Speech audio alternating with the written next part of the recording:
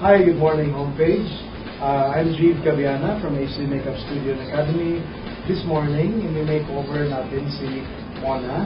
Gagamit tayo ng airbrush.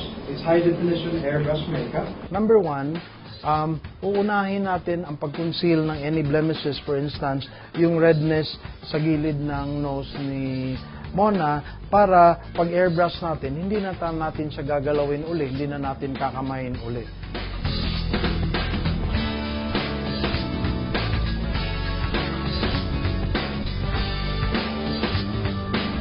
Itong airbrush makeup natin, one of the greatest advantage of doing airbrush makeup is mas makinis siya.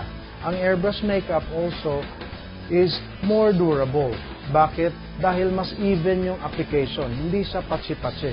In doing airbrush makeup, mas mabilis, malaking kabilisan niya compared to normal makeup.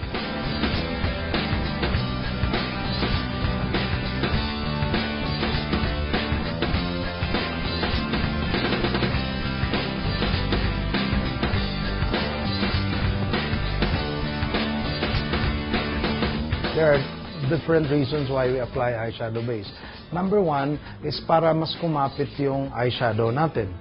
Number two, para mas tumingkad yung eyeshadow natin. Mas lutang yung kulay. Number three, with the eyeshadow base, mas matibay yung eyeshadow natin. Less yung risk na magpo-fall off at saka less yung risk na after a few hours, natanggal na or kumalat na yung eyeshadow natin.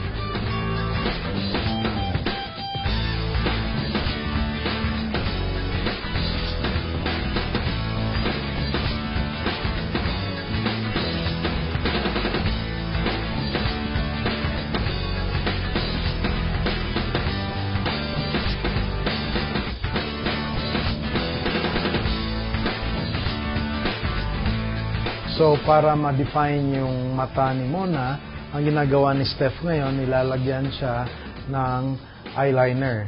Manipis lang, which is for daily use.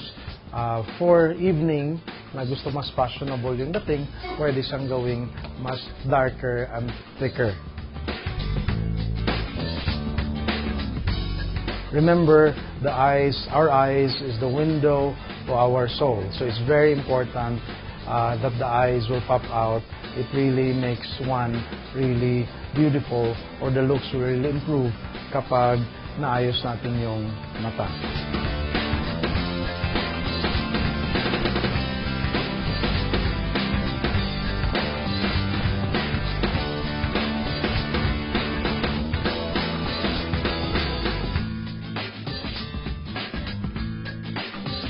Okay, ang last ngayon na ilalagay ni Steph is our Graftobian smudge-proof na product to ensure na dito sa mga high friction areas na kahit magbeso-beso siya, hindi siya madaling matanggal. So we'll apply that product from a distance using an airbrush para mas makinis, para mas matibay yung makeup. Obviously, in high definition makeup, it's very important na ang makeup natin, hindi lang siya maganda sa camera, kailangan maganda siya visually. Hindi yung pag tinignan natin sa camera, maganda yung makeup, pero pag tinignan natin siya in person, makapal yung makeup niya. So that is the most important thing as far as high definition makeup is concerned. Tapos, this is also very much applicable for daily use, lalo na sa mga career ladies natin, ng mga audience na busy sila, wala silang time mag-retouch. This makeup is designed to last for a long day. Thank you very much. This is HD Makeup Studio and Academy. This is Steph, and I'm G.